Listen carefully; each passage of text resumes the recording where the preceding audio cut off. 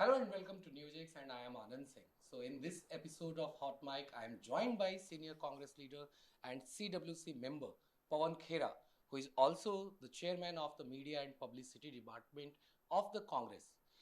पवन sir, स्वागत है आपका न्यूजेक्स में। सर, पहले चरण की मतदान खत्म हो चुकी है, 121 सीटों पे था और हमने देखा किस तरह से रिकॉर्ड वोटिंग हुई है बिहार में।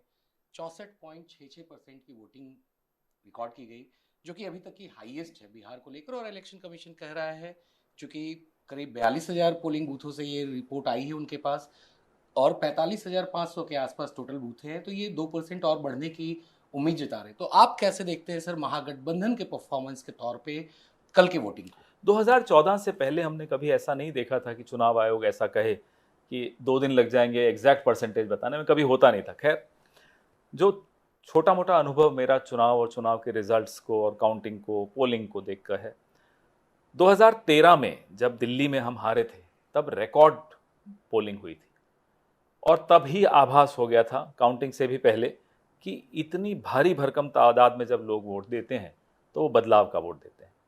बिहार में भी वही होता हुआ दिख रहा है।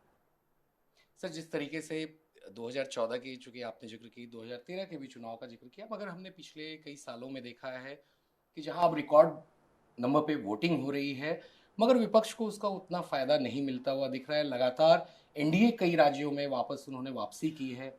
हमने कई बार राहुल गांधी जी ने प्रेस कॉन्फ्रेंस करके कई खुलासे किए, वो आपने देखे होंगे, लेकिन इस बार एक अंतर ये आ रहा है, इन खुलासों की वजह से लोग बहुत जागरूक हो गए। बिहार का मतदाता इसी वजह से ज़्यादा तादाद में बाहर निकला कि वोट चोरी की कोई भी साजिश दिल्ली रच रहा हो उसको कामयाब नहीं होने देंगे। सर, जिस तरीके से आपका पार्टी का मैनिफेस्टो, फिर महागठबंधन के पार्टी का मैनिफेस्टो जिसका नाम तेजस्वी प्रण दिया गया है, उसमें हर परिवार के लोगों को एक व्यक्ति को सरकारी नौकरी देने का वादा है। मगर एनडीए का मानना है कि जिस तरीके से महिला रोजगार सम्मान योजना जो यहाँ लॉन्च की गई थी मुख्यमंत्री नीतीश कुमार के द्वारा, और जिसके तहत में करीब 1.36 लाख जो महिलाएं हैं उनके खाते में 10,000 रुपये जो ट्रांसफ़र किए गए, चूँकि आप लोगों ने भी वादा किया है महिलाओं को यहाँ पर सालाना 30,000 रुपये देने का, तो उनका कहना है कि हमारी स्कीम भारी पड़ रही है महागठबंधन के स्कीम पे, और यही कारण है कि महिलाएं रिकॉर्ड नंबर में बाहर आई हैं और उन्होंने वोट दिया है। अगर आपको वाकई चिंता होती बिहार की महिलाओं की तो आप इस तरह की बातें नहीं करते कि मेरी कमीज तुम्हारी कमीज से सफ़ेद हो गई, मेरी स्कीम तुम्हारी स्कीम पे भारी। 20 साल क्या कर रहे थे साहब? चुनाव के दिन, एक दिन पहले घोषणा कि आपने ये पॉलिसी लागू कर दी और अब चुनाव के दौरान आप उनके खातों में पैसे डाल रहे हो। क्या मूर्ख समझा हुआ है बिहार को? बिहार एक बहुत बुद्धिमान राज्य है। बिहार की बुद्धिमत्ता की दाद पूरा देश देता है, पूरा विश्व देता है। यहाँ से लोग जितने भी पढ़ लिख के बाहर जाते हैं, अफसर हों या अलग अलग जगह पे नाम उन्होंने कमाया है, तो ये बात बिहार में नहीं चल पाएगी। रही बात हमारी नौकरियों की घोषणा की, ये वही मोदी जी हैं जो 2 करोड़ नौकरियों का वादा, तब तो नहीं बता रहे थे कि हम कैसे देंगे, नहीं दे पाए। हम जब बोलते हैं, कौन बोल रहा है? तेजस्वी यादव बोल रहा है। तेजस्वी यादव ने 18 महीने जब वो सत्ता में था क्या किया? नौकरी दी। 5 लाख नौकरियां देकर उसने दिखाया कि वो कर सकते हैं। हम कर सकते हैं, हम करेंगे। मगर सर, जिस तरीके से लगातार, चूंकि आपने तेजस्वी का 17 साल का टेन्योर भी आपने बताया कि उन्होंने नौकरियां दी, मगर एनडीए जो है वो लगातार आरोप लगाता है कि लालू प्रसाद यादव के फैमिली पे जिस तरह से आरोप लगे हुए हैं, खासतौर पे अभी हाल में ही आईआरसीटीसी केस में भी उनको कोर्ट ने फ्रेम किया चार्जेज उनके भाई अगेंस्ट में, आप और जंगल राज की बात वो लगातार मुझे दोहराते हैं। बताइए, दोनों दोनों मुद्दों पर मैं जवाब दूंगा। आप लालू यादव से कभी हार नहीं पाए। लालू यादव अपनी विचारधारा पे अडिग रहता है। बहुत कम क्षेत्रीय दल हैं जो अपनी विचारधारा पे इस तरह से अडिग रहते हैं। लालू यादव ने ये साबित कर दिया कि संघ के सामने वो नहीं झुकता। जो भी लोग संघ के सामने नहीं झुकते उन पर केसेस डाले जाते हैं। राहुल गांधी की सांसदी छीन ली, घर से बाहर कर दिया। तो संघ एक ऐसा विकराल जानवर हो गया है इस देश में कि जिसको अगर आपको मारना है तो आपको निडर तो होना पड़ेगा।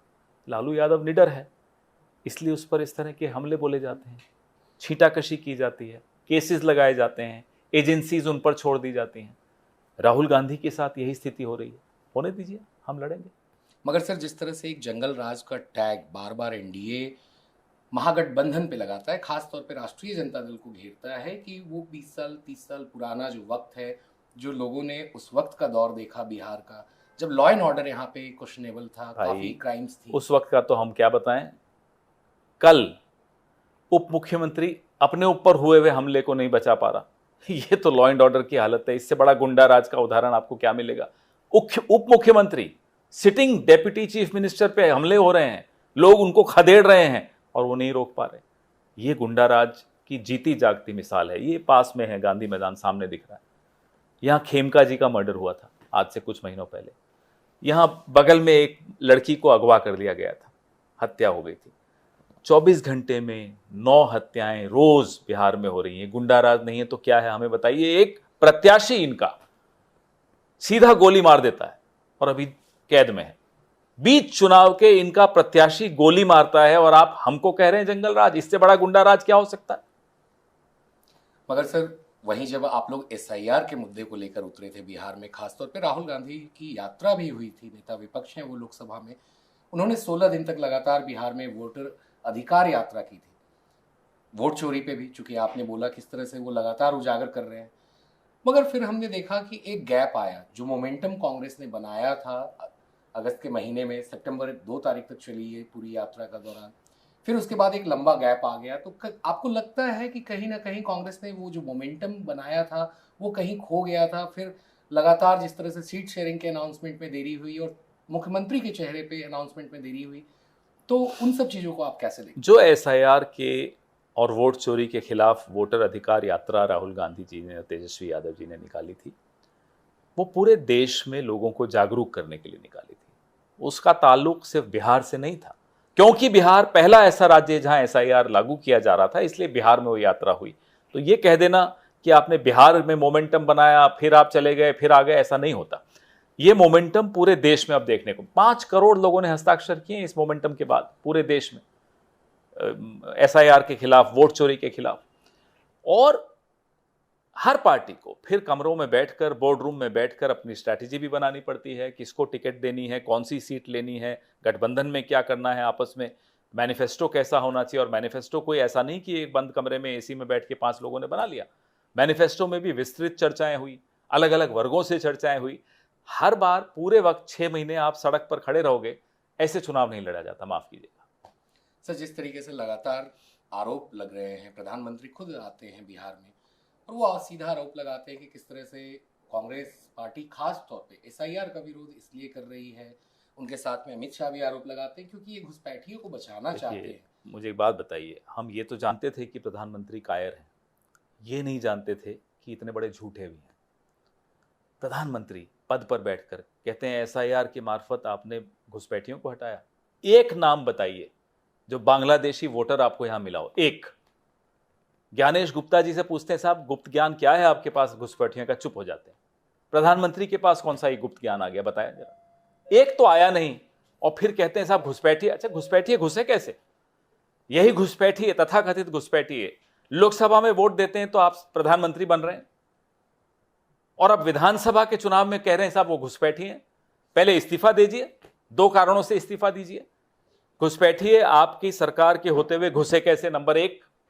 और नंबर 2, अगर ये घुसपैठिए थे तो इनका वोट लेकर आप प्रधानमंत्री कैसे बने हुए बैठे हैं? इस्तीफा दीजिए फिर बात कीजिए। सर, आप लोगों ने काफी योजनाएं, प्रॉमिसेस अगर हम उसको कहें तो बिहार की जनता के लिए आपने दिए हैं। उनमें से हर परिवार को नौकरी देने का भी है। आप लोग लगातार पलायन का भी मुद्दा उठा रहे हैं। तो क्या लग रहा है, बिहार की राजनीति चूंकि ज्यादातर जाति सेंट्रिक हो रही है, तो क्या इस बार आपको दिख रहे हैं मतदाता जाति से ऊपर उठकर विकास के लिए, शांति व्यवस्था के लिए वो लोग वोट करते हुए? बहुत फर्क दिख रहा है, खास तौर पे नौजवानों में ये अंतर बहुत ज्यादा दिख रहा है। वो वोट चोरी, रोजगार, पेपर लीक, अग्निवीर, इस तमाम इन मुद्दों पर निकलकर वोट दे रहे हैं। वो ट्रेडिशनल जो अप्रोच होती है वोट देने की कई राज्यों में, उससे ऊपर उठकर वोट देते हुए दिख रहे हैं। कल भी जो चुनाव हुआ, मतदान हुआ, उसमें एक गुस्से का वोट था और गुस्सा सबसे ज्यादा नौजवानों के मन में था। सर, जिस तरीके से आपने अपना सीएम चेहरा यहाँ अनाउंस किया, फिर उप मुख्यमंत्री का भी चेहरा अनाउंस किया, मुकेश सहनी जी को, एक मैसेजिंग आपने दी कि हम अति पिछड़ों के साथ भी खड़े हैं, मगर वहीं एक तबका ऐसा है, उनका मानना है कि ठीक है, हम आरएसएस के विरुद्ध तो अपना वोट देते हैं, बीजेपी के विरुद्ध अपना वोट देते हैं, मगर फिर हमारे लिए, हमारे कम्युनिटी से सीएम का चेहरा महागठबंधन ने अनाउंस नहीं किया है। मैं बात कर रहा हूँ सर मुस्लिम कम्युनिटी की, उनमें एक तौर पे नाराजगी देखी जा रही है, खास तौर पे सीमांचल के इलाके में। तो इस पे आप क्या कहें? मुझे नहीं लगता कि किसी के मन में कोई नाराजगी है, क्योंकि कांग्रेस पे सबको भरोसा है, हमारे गठबंधन पे सबको भरोसा है। आप मत भूलिए कि अब्दुल गफूर को मुख्यमंत्री यहाँ कांग्रेस के ही मुख्यमंत्री थे वो, तो कांग्रेस इस तरह से भेदभाव करती हुई आपको कभी नहीं दिखेगी। मेरे अपने राज्य में बरकतुल्ला साहब मुख्यमंत्री थे, राजस्थान में आप सोच सकते हैं, लेकिन थे। तो ऐसा नहीं है कि कांग्रेस पर किसी को कोई संशय है, शक है। तमाम वर्गों के साथ, हर समुदाय के साथ न्याय होता है, होगा, और हम करके दिखाएंगे। सर जिस तरीके से कल का वोटिंग हुआ है, महागठबंधन को सर 121 में से कितनी सीटें आते दिख रही हैं, क्योंकि अभी दूसरा चरण भी बाकी है 11 तारीख। भाई देखिए, हमारे पास तो वो गुप्त ज्ञान नहीं है जो ज्ञानेश गुप्त इन लोगों को देते हैं, लेकिन मैं इतना बता सकता हूं आपको दावे के साथ, कल बीजेपी और एनडीए के कई लोग पूरी रात नहीं सोए। आप उनसे जाकर देखिए, उनकी आंखें लाल होंगी, अभी चेहरे उतरे हुए होंगे और बड़े मायूस होंगे। सर जिस तरीके से राहुल गांधी, प्रियंका गांधी वाड्रा और कांग्रेस के तमाम बड़े चेहरे उतर चुके हैं मैदान में, वहीं आपके लिए अखिलेश यादव भी आ रहे हैं बिहार, वो भी काफ़ी जनसभाओं को यहाँ पे एड्रेस कर रहे हैं। तो किस तरह का पब्लिक रेस्पॉन्स रहा है महागठबंधन के लिए, खासतौर पे बिहार में, क्योंकि बीजेपी के भी पूरे स्टार कैंपेनर बिहार में हमने देखा, बीजेपी की रैलीज भी देखी, मोदी जी की रैली भी न चाहते हुए भी देखी, म्यूट करके देखते हैं क्योंकि सुनना अच्छा नहीं लगता, लेकिन कुर्सियां खाली तो दिखती है ना। लाल रंग की कुर्सियां थी, खाली थी, धीरे धीरे हटाई जा रही थी क्योंकि कैमरास थे आप लोगों के। हमारी रैलीज में, हमारे जनसंपर्क में जो रिस्पॉन्स मिल रहा है वो अनोखा, अनूठा रिस्पॉन्स, बहुत उत्साहित लोग उम्मीद से देख रहे हैं हमारी तरफ, और उन उम्मीदों को हम तोड़ने नहीं देंगे, टूटने नहीं देंगे, ये हम आपको वादा कर सकते हैं। सर जिस तरीके से लगातार आज आपकी कांग्रेस पार्टी की तरफ से ही एक बड़ा आरोप लगाया गया है, किस तरह से बिजली खरीदारी में केसी वेणुगोपाल, आपके महासचिव हैं संगठन के, उन्होंने आरोप लगाया कि आरके सिंह जो पूर्व पावर मिनिस्टर थे, उन्होंने एक बड़ा अपनी पार्टी के ऊपर यहाँ आरोप लगाया पावर खरीदने को लेकर, कि सस्ती बिजली को महंगे दाम पे आरके सिंह कौन है? आरके सिंह एक आला दर्जे के अफसर रहे हुए हैं, बिहार से ही ताल्लुक रखते हैं, और आरके सिंह होम सेक्रेटरी रहे हुए हैं। आरके सिंह ने फिर बीजेपी ज्वाइन की, आज भी वो बीजेपी के बड़े नेता हैं, पूर्व मंत्री रहे, केंद्रीय मंत्री रहे हैं, मोदी जी के कैबिनेट में रहे हैं, ऊर्जा मंत्री रहे हैं। अगर भारतीय जनता पार्टी का एक बड़ा नेता जो ऊर्जा मंत्री रहा हुआ है कह रहा है कि अदानी जी को जमीन देने में, इस पूरे पावर एग्रीमेंट में बड़ा घोटाला हुआ है, 62,000 करोड़ का घोटाला हुआ है, तो सुनना तो पड़ेगा और जवाब तो देना पड़ेगा। ये भारी घोटाला है। 6 रुपए से ऊपर प्रति यूनिट बिजली, जहां वहीं पड़ोस में उत्तर प्रदेश में, मध्य प्रदेश में, महाराष्ट्र में सब जगह आप 4 रुपए 5 रुपए कर रहे हो, कई जगह 3 रुपए 27 पैसे कर रहे हो, यहाँ 6 रुपए से ऊपर की कैसी बिजली? क्यों बिहार वासी क्यों भुगतें? आपका भ्रष्टाचार, आपके दोस्त को आप पैसा कमाना चाह रहे हो और भुगते साधारण बिहार का आदमी क्यों? सर मेरा सवाल है आपसे, जिस तरह से हमने शीट शेयरिंग में देखा, करीब 8 से 7 सीटें ऐसी हैं जहां पर अभी भी फ्रेंडली फाइट की स्थिति बनी हुई है।